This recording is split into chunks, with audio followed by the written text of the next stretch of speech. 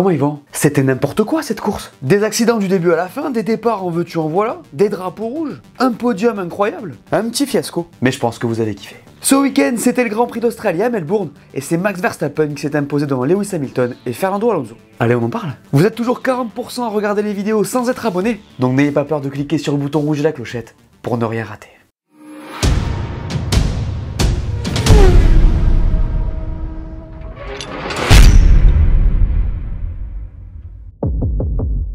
Ma note pour ce Grand Prix d'Australie, c'est 5 sur 5. Difficile de faire mieux, j'ai envie de vous dire. Attends, 3 drapeaux rouges, 3 départs arrêtés, de l'action de partout, des petites polémiques. En vrai, j'aurais pu mettre 4,5, mais on va dire que j'arrondis au-dessus. Je commentais la course avec Brice chez Winamax, je peux vous dire qu'on était sur les rotules en sortant de la cabine de commentaires. Après 3 heures de live à 7h du matin, ça pique. Vous avez kiffé, vous? Avant d'aller plus loin, on va jeter un œil au classement. Verstappen vainqueur devant Hamilton et Alonso, Stroll et P4 devant Perez, Norris P6, ça fait du bien. Hülkenberg P7 devant Piastri qui marque ses premiers points à domicile. Joe P9 opportuniste. Et Yuki P10 qui marque les premiers points de son équipe.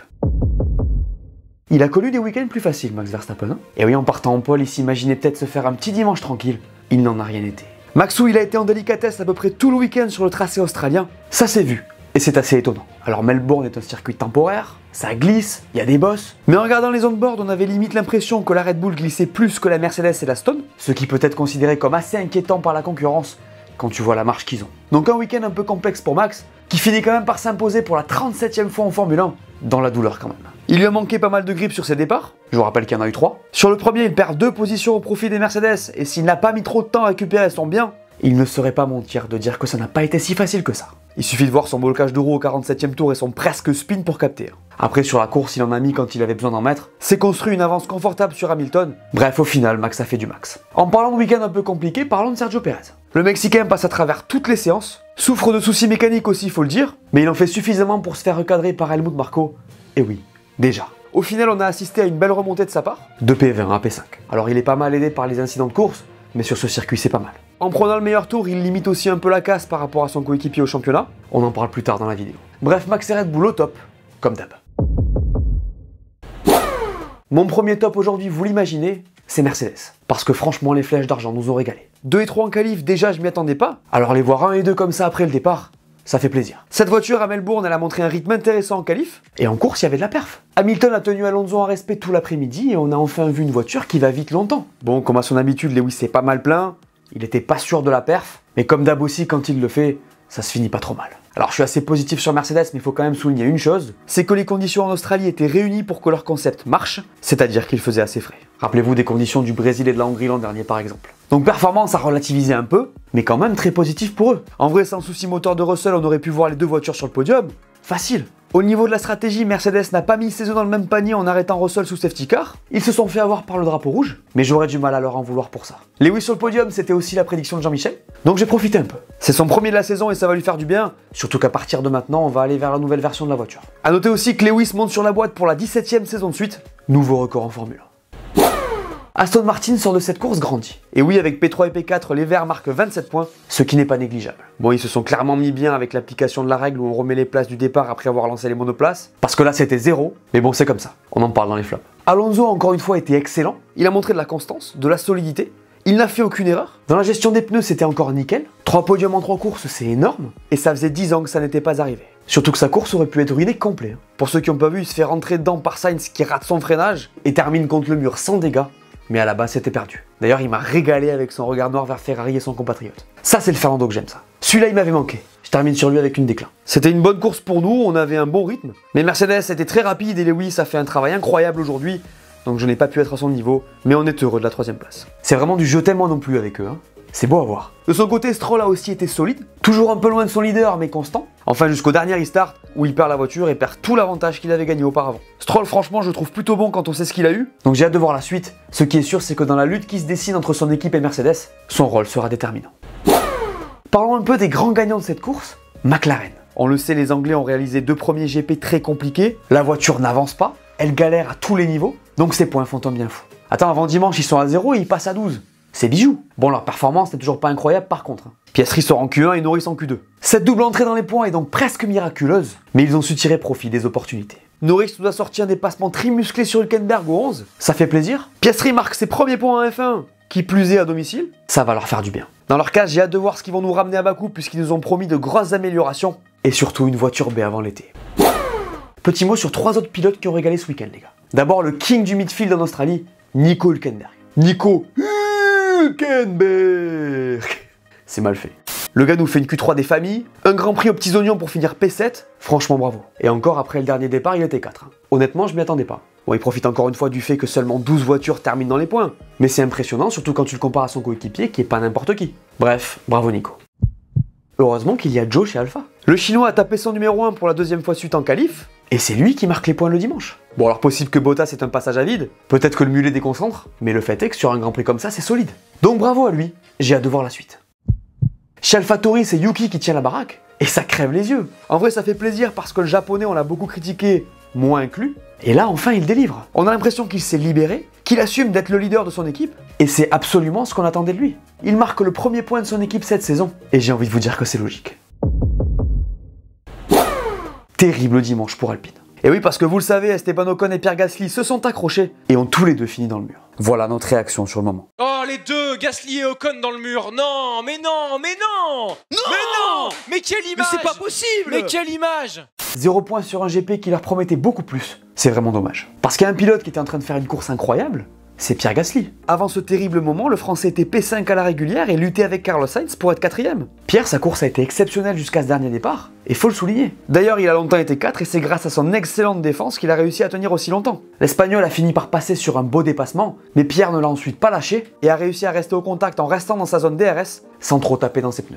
Bref, c'était une vraie bonne course de sa part, de très beaux points lui étaient promis jusqu'à ce 3ème départ. Au premier virage, il arrive avec un peu trop de vitesse, bloque au freinage, il évite Alonso de peu, tire dans l'herbe. C'est là qu'Alonso se fait toucher par Sainz. Il revient sur la piste, perd un peu l'arrière. À ce moment-là, il a forcément moins de vitesse que les autres. Là, il va repartir sur les gaz, mais Ocon est juste derrière lui à droite. Il prend sa trajectoire, ne voit pas son coéquipier. Et il se passe ce qu'il se passe. Le crash est inévitable. Franchement, ça fait mal de voir ça, surtout entre eux. On se demandait combien de temps ça allait prendre, et ben on est servi. Après, les choses sont vite redescendues, parce que dans ces conditions, difficile de vraiment trouver un fautif. Regardez ce qu'a dit Esteban Ocon. C'était un peu chaud ce restart à la fin pour les 2 derniers tours. Il y avait plein de voitures partout qui sont sorties, Pierre inclus. Il revient sur la piste, il me serre sur l'extérieur et je n'avais plus la place. On s'accroche mais tout va bien, Pierre est venu, on a discuté, il s'est excusé.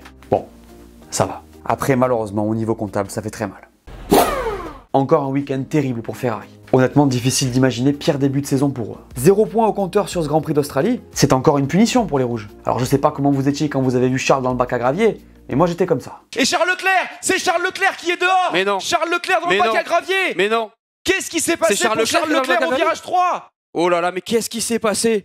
Et oui, on a l'impression que l'image de Charles la tête basse, elle se répète encore et encore. Avant d'aller sur son abandon, laissez-moi un peu revenir à la veille, parce que tout ça commence en fait le samedi. Les Ferrari sur ce début de week-end, elles ont l'air ok malgré le fait qu'elles manquent un peu de tout. Charles Leclerc dit avoir fait son meilleur vendredi, puis arrive la qualif. Le muret gère mal la position des deux pilotes, il se gêne, et on assiste à une explication assez froide entre les deux devant les caméras.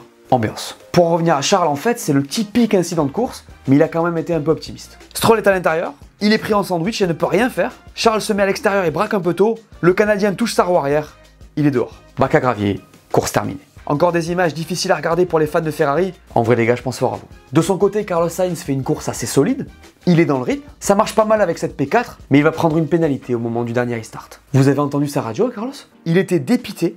Il a supplié la FIA de parler avec lui après la course. Et en vrai, il a pas forcément tort. Alors j'avoue que sur le moment, je me suis dit, il a pas le droit de faire ça. Mais c'est vrai qu'au départ, comme ça, la pénalité, elle est dure. Écoutez ce qu'il a dit. Je pense que c'est la pénalité la plus injuste que j'ai vue de ma vie, alors avant de venir vous parler, j'ai dû prononcer quelques gros mots. Voilà ce que les commissaires ont répondu. Nous avons déterminé que Sainz était entièrement responsable de la collision. Alonso était nettement en avance sur Sainz au premier virage et néanmoins Sainz a percuté Alonso, le faisant quitter la piste. Nous avons pris en compte le fait que cette collision s'est produite au premier tour du redémarrage, alors que, par convention, les commissaires avaient généralement une vision plus indulgente des incidents. Nonobstant le fait qu'il s'agissait de l'équivalent d'un incident au premier tour, nous avons considéré qu'il y avait suffisamment d'écart pour que Sainz prenne des mesures pour éviter la collision, et il ne l'a pas fait.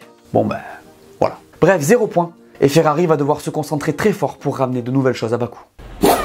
Ce Grand Prix nous a montré pas mal de dingueries, parlons-en donc un peu. Bien sûr, vous me dites ce que vous pensez de tout ça en commentaire, vous savez que j'aime bien voir votre avis. On va se faire la liste. Premier drapeau rouge sur le carton d'Albon.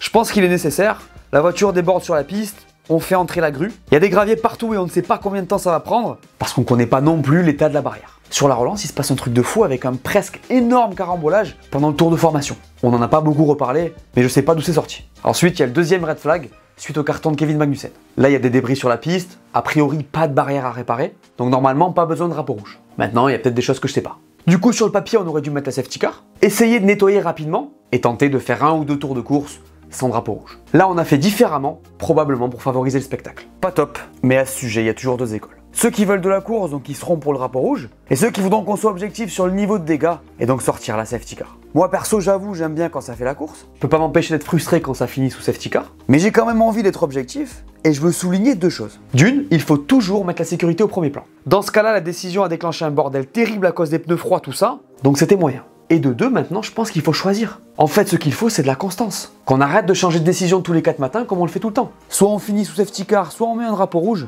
Mais faut surtout pas faire n'importe quoi. On va pas non plus arrêter la course à chaque fois qu'il y a un incident en fin de Grand Prix. Donc là, pour moi, c'était pas bon. Ensuite, il y a le dernier drapeau rouge qui accouche d'une situation complètement lunaire. Je récapitule. On fait le départ arrêté, il se passe ce qu'il se passe, le drapeau rouge est agité, les voitures retournent à la pit lane, on apprend d'abord que les voitures doivent se remettre dans l'ordre du départ, puis qu'on va finir sous safety car. Bon, d'abord, pourquoi est-ce qu'on revient au classement de départ? En fait, le drapeau rouge est arrivé alors que les voitures sont dans le premier secteur, du coup la FIA considère ne pas pouvoir estimer le vrai classement, d'où le retour au classement du départ. La règle se discute clairement, mais elle permet d'éviter des imbroglios, et là pour le coup il y a constance, puisque ça avait été appliqué à Silverstone si vous vous souvenez bien. Maintenant il y a sûrement des choses à revoir puisque les gens sont perdus et ne comprennent plus rien. Je ne parle pas forcément de vous. En tout cas, c'est compliqué. D'ailleurs, ça a amené As à protester contre le résultat définitif de la course, l'équipe demandant donc un retour au classement du dernier départ. La demande a été déboutée. Ce dernier drapeau rouge a finalement accouché d'une souris avec la relance sous safety car. On a fini comme on aurait sûrement dû finir sans le deuxième drapeau rouge. Bref, encore un chaos total sur ce GP. La semaine dernière, je vous avais demandé si vous pensiez que Sergio Pérez pourrait concurrencer Max cette année, et vous avez répondu. Toi Benjamin, tu nous dis, il faut être réaliste. Checo ne gagnera pas le championnat même s'il était dans les chronos de Max. Il reste en dessous. Son week-end compliqué montre qu'il y a encore du taf. Effectivement. Il en pense quoi, Nathan? Pour la question du jour, c'est certain que Pérez veut challenger Max. C'est un sportif compétitif, mais on risque de voir 2-3 réflexions salées de Papa Runner et Tonton Marco si la situation devient trop tendue. T'as pas tort. Encore faut-il que Checo soit constant. Tout ça m'amène donc vers la question du jour, et là j'ai vraiment envie d'avoir votre avis. Pensez-vous que la FIA a bien fait de sortir le drapeau rouge pour ne pas terminer sous safety car? Je parle du deuxième drapeau rouge, donc celui déclenché par Magnussen. Comme d'habitude, je sélectionne 2 commentaires, et on en parle au prochain débrief. Jetons un œil au championnat si vous le voulez bien. Max Verstappen prend 15 points d'avance sur Sergio Pérez, Alonso est toujours P3 maintenant devant Lewis, Sainz est P5 devant Stroll, et le pauvre Charles Leclerc est P10 avec seulement 6 points. Au constructeur, Red Bull a presque le double des points d'Aston, Mercedes prend le pas sur Ferrari, McLaren marque ses premiers points et prend P5 devant Alpine, As est P7, à noter que depuis cette course, toutes les équipes ont marqué des points. La suite les gars, c'est le Grand Prix de Bakou et c'est dans un mois. La course en Chine a été annulée, on le sait depuis plusieurs mois, donc vous allez pouvoir vous reposer. Pendant cette pause, les usines ne sont pas fermées, les équipes vont travailler, et on devrait donc voir de grosses évolutions arriver pour cette première course en Europe. Perso, j'ai vraiment hâte de voir ce qu'ils vont nous sortir. De mon côté, je vais prendre quelques petites vacances les gars, donc je vais être un peu moins présent sur les réseaux. Ne vous inquiétez pas, je vous ai préparé du contenu, donc vous aurez des vidéos pour combler le manque de F1. On parle de Bakou dans la preview ? Voilà, merci à tous de m'avoir écouté, j'espère que cette vidéo vous a plu. Laissez-moi un pouce bleu et dites-moi en commentaire ce que vous avez pensé de ce Grand Prix. N'oubliez pas d'aller voir mes dernières vidéos que vous n'auriez pas vues. Dites-moi tout et on s'abonne. Allez, ciao!